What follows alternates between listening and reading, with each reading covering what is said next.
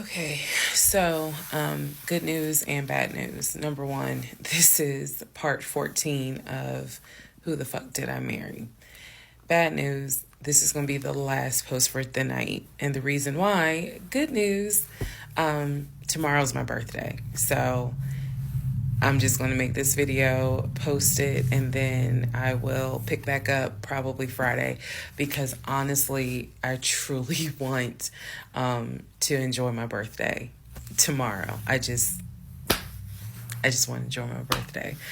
All right, so y'all don't be upset. Just, if anything, watch parts 1 through 14, then we'll be ready for part 15. So the house fell through in October 2020. And what I told him was, I said, I don't want to look at another house. I don't want to talk about cars. I want to get through the holidays because it was going to be a holiday season where I could not celebrate my family because of COVID.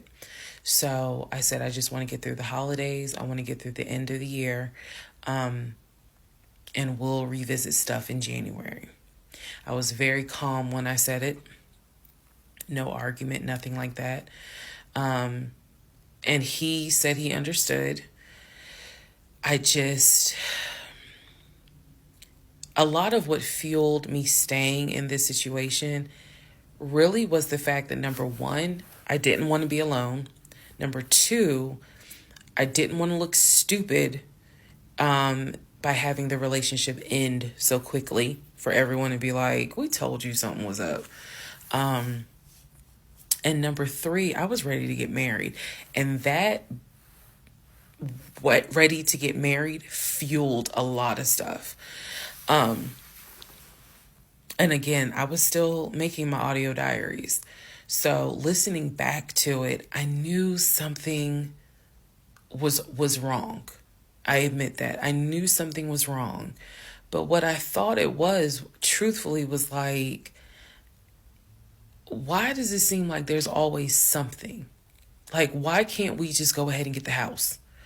Why is it always something? Why can't I just get the BMW? It still didn't dawn on me how deep this something went. And for the people who keep asking, I'm going in order of events. So yes, there will be a video where I explain how everything came out and what came out. What was true, what was not true. It's coming. I'm just getting all of this out in order. So I told him I didn't want to look at a house no more. I don't want to talk about houses. Do not mention the word Zillow. Do not mention the word realtor. Nothing. Let me just get through the holidays. And for myself, the question was, what do you want to do? You want to stay with him? Or do you want to cut your losses?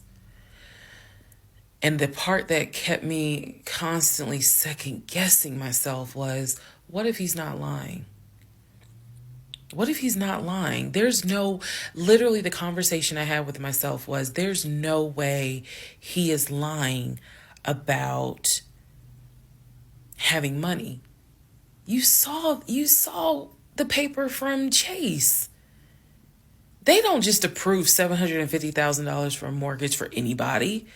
I've seen his checking account. You see how much money's in his available checking. Like I don't think he's lying. I don't think he's lying about that. But what is it? Is it that he doesn't trust me? Like, I second guess myself so much. Is it that he doesn't trust me? Is it that maybe he doesn't really want to get married? Like, what is it? Because I know what I saw. I know what I heard. I know that he's having conversations about move the money from this account to that account. I know he's paying my car note and all these bills. Like, clearly this man is making money. I know that I saw the letter from HR that states his new salary is 200 and something thousand. And I remember thinking, like, God, what, like, what am I missing? I'm missing something, but what is it? Because I know what I've seen. I know what I have touched. I have physically touched these papers. Like, I know how to read. So what is it that I am missing? He's close to his family. He talks to them all the time. He's just a regular guy that just likes to watch NFL football. He leaves me alone when I want to watch Georgia football. He's paying the bills, groceries. I haven't had to worry financially since I've met him. And as a woman who had lived on her own, paying her own bills, my God, that is the most intoxicating feeling when you meet a guy who just takes your stress and your worry away financially. But the downside is he took away the stress and the worry financially away and instead brought a mental fuck job I've never in my life had experienced. And I could not put my finger on it. I couldn't really talk to anybody about it because I'm a big believer in what happens at home stays at home. So I didn't talk to my girlfriends about it. I didn't talk to my family about it. But I just remember being like, what am I missing? What am I missing? So we did not talk about houses. We did not look at cars. We didn't do any of that for November, December. And he came to me like around Thanksgiving, and what I thought was a very open, loving conversation. And in that conversation, he was like, okay, I know I have fucked up. I know that things are not feeling too strong right now. He was like, I want us to get married. I want a home. I will show you whatever you need to see to put you at ease. He was very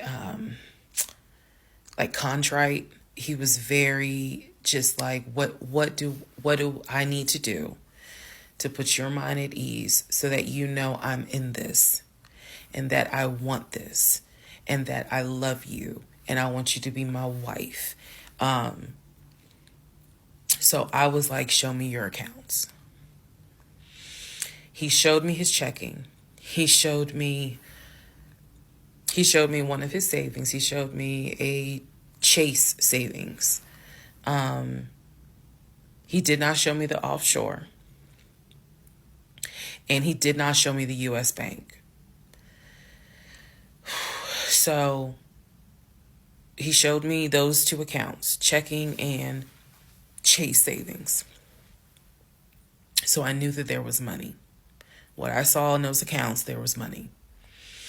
I told him, I was like, if we're going to buy a house, I want it to be through the mortgage on Chase. I don't want to deal with this proof of funds shit no more.